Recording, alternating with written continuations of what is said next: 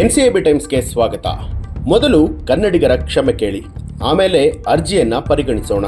ಕಮಲ್ ಹಾಸನ್ ಕೆನ್ನೆಗೆ ಬಾರಿಸಿದ ಹೈಕೋರ್ಟ್. ಹೌದು, ಥಗ್ life cinema ಬಿಡುಗಡೆ ಅಡ್ಡಿಯನ್ನ ತೆರವು ಮಾಡುವಂತೆ ಕಮಲ್ ಹಾಸನ್ ಹಾಗೂ ಸಿನಿಮಾ ನಿರ್ಮಾಣ ಸಂಸ್ಥೆ ಸಲ್ಲಿಸಿದ ಅರ್ಜಿಯನ್ನ ಹೈಕೋರ್ಟ್ ವಿಚಾರಣೆಗೆ ಒಳಪಡಿಸಿದೆ.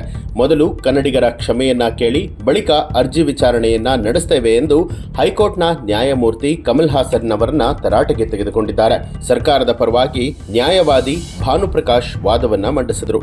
ಕಮಲ್ ಹಾಸನ್ ಯಾರೇ ಇರಲಿ, ನೆಲ ಜಲ ವಿಚಾರದಲ್ಲಿ ರಾಜಿ ಇಲ್ಲ ಅಂತ ಹೇಳಿ ನ್ಯಾಯಮೂರ್ತಿಗಳು ಕನ್ನಡಮ್ಮನ ಪರವಾಗಿ ನಿಂತು ಭಾಷಾ ಪ್ರೇಮವನ್ನ ಮೆರೆದರು. ಕಮಲ್ ಹಾಸನ್ ಅವರನ್ನ ತರಾಟೆಗೆ ತೆಗೆದುಕೊಂಡ ನ್ಯಾಯಮೂರ್ತಿ ನಾಗಪ್ರಸನ್ನ ಅವರು, ಯಾವುದೇ ಭಾಷೆಯಿಂದ ಕನ್ನಡ ಹುಟ್ಟಿದೆ ಅಂತ ಹೇಳಿದ್ರೆ ಹೇಗೆ?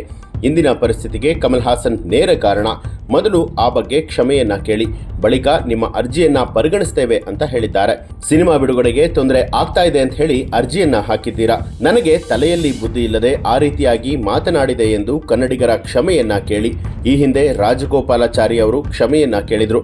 ಬಳಿಕ ಪರಿಸ್ಥಿತಿ ತಣ್ಣಗಾಯಿತು ಅಂತ ಹೇಳಿ ನ್ಯಾಯಮೂರ್ತಿ ಕಮಲ್ ಹಾಸನ್ ಅವರ ಮುಖದಲ್ಲಿ ನೀರಿಳಿಸಿದ್ರು. ಥಗ್ ಲೈಫ್ ಸಿನಿಮಾ ಪ್ರಚಾರದ ವೇಳೆ ಕಮಲ್ ಹಾಸನ್ ತಮಿಳು ಭಾಷೆಯಿಂದಲೇ ಕನ್ನಡ ಹುಟ್ಟಿದೆ ಅನ್ನುವಂಥ ಅಸಂಬದ್ಧ ಹೇಳಿಕೆಯನ್ನ ಕೊಟ್ಟಿದ್ರು. ಇದಕ್ಕೆ ಕನ್ನಡಿಗರು ಹಾಗೂ ಕನ್ನಡ ಪರ ಸಂಘಟನೆಗಳು ಆಕ್ರೋಶವನ್ನ ವ್ಯಕ್ತಪಡಿಸಿ ಥಗ್ ಲೈಫ್ ಸಿನಿಮಾ ಬಿಡುಗಡೆ ನಿಷೇಧವನ್ನ ಹೇರಿತ್ತು. ಈ ಮೂಲಕ ಹೈಕೋರ್ಟ್ ಕನ್ನಡಿಗರ ಹೋರಾಟಕ್ಕೆ ಪರೋಕ್ಷವಾಗಿ ಬೆಂಬಲವನ್ನ ಕೊಟ್ಟಿರೋದು ಅಲ್ಲದೆ ತಮಿಳು ಪಾರಮ್ಯ ಮೆರಿತಾ ಇರುವಂತಹ ಬಾಂಧವ್ಯರ ಸುಳ್ಳು ಪ್ರತಿಷ್ಠೆಯನ್ನ ತೊಡೆದು ಹಾಕ್ತಾ ಇದೆ. ಬಹಳ ಒಳ್ಳೆಯ ನಿರ್ಧಾರ ಅಂತ ನಿಮ್ಗೆ ಅನ್ಸಿದ್ರೆ ನೀವು ಕಮೆಂಟ್ ಮಾಡಿ ನಿಮ್ಮ ಅಭಿಪ್ರಾಯವನ್ನ ತಿಳಿಸಬಹುದು.